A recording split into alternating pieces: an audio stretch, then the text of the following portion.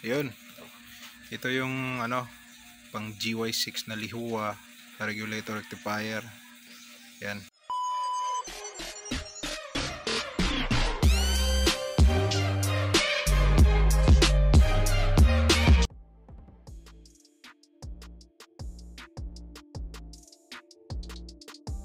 Good day mga idol.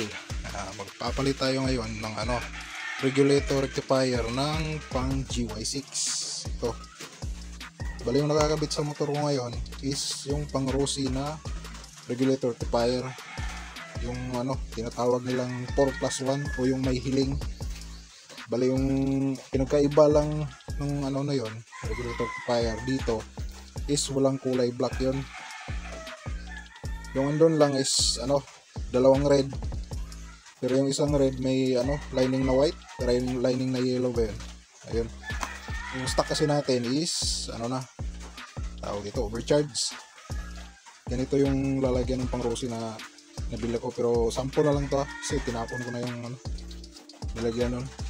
Okay, test muna natin yung voltage reading ng pang Rossi. 12.9.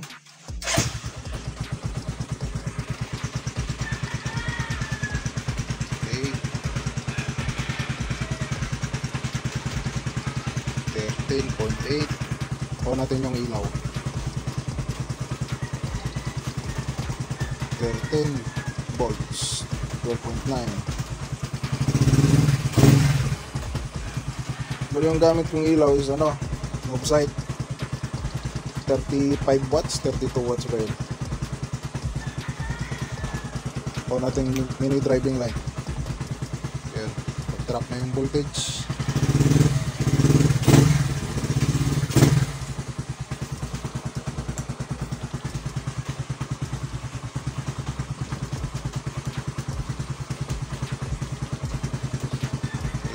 Balik sa 13.8.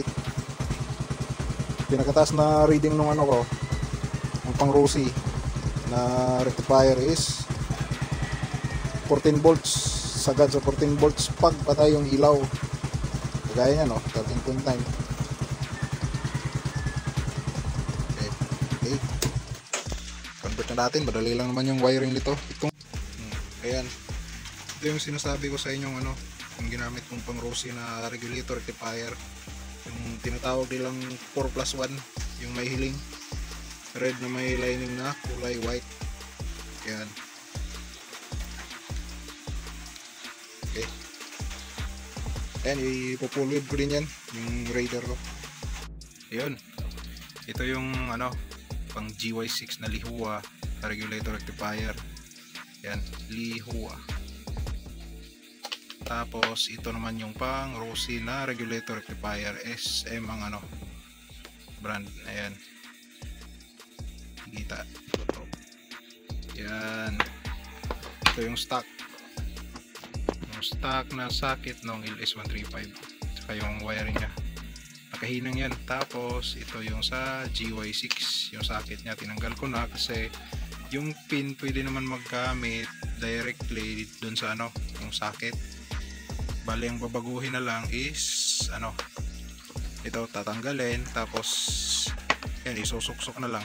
Ang babaguhin lang dito, ihihinang o lalagyan ng karugtong na wire is itong kulay black na i-connect natin sa accessories wire. Yan, kulay black, solid black, i-connect natin sa accessories wire.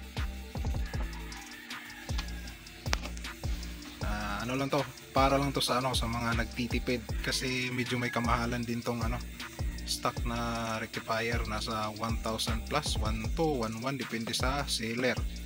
Ito budget meal lang, nabili ko lang to sa Shopee ng 165 pesos. Ayan, ito 300 plus, bili ko nito 300, 400 plus sa Rossi mismo. Ayan, sige. Ito na, lalagay ko na yung socket, stock na socket ng LS135. Yan. Ito yung stock na mga pin sa LS135. Ganito lang yung ginawa ko.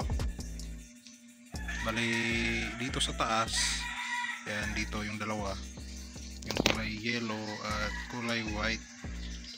Ito yan, yung dalawang kulay blue. Yan yung wire na galing stator. Tapos sa ilalim, nasa baba nung kulay white, yung kulay red, ito yun, yung white wire. Yan yung papuntang battery. Tapos ito namang nasa ilalim ng kulay yellow, yung kulay green, ito yan, yung black wire na may lining na yellow. Yan yung negative. Tapos ito, since apat lang yung wire nito, pin, lagay ko sa labas. Tapos dudugtungan ko na lang na siya ng wire. Ito, horn wire. Yan, dudugtungan ko na lang papuntang accessories wire. Yung kulay ng accessories wire is brown. Ito na yung Lihua GY6 regulator rectifier natin. Wala namang pumutok na fuse. Bali yung black wire, temporary ko muna nilagay dito sa ang tawag dito, sa flasher relay. Accessories wire din kasi to. Yan. Okay, tingnan natin. Yung kanina, kita nyo naman na halos hindi pumapalo ng 14 volts. Ayan, ito.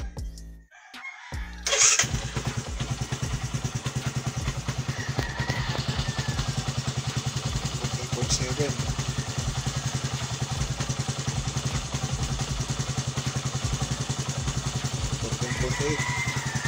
Pag tinanggal natin ito black wire, tingnan nyo, ayan, nagsi 16 volts.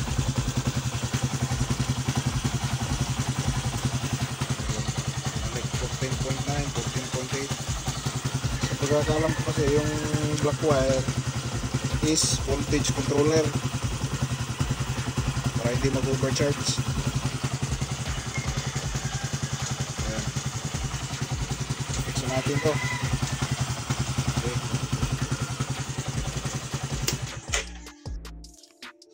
Ito, ayan, kapit na yung Lihua natin. Ayan, ito yung papuntang accessories wire. Taga-control ng niya, charging para hindi mag-overcharge.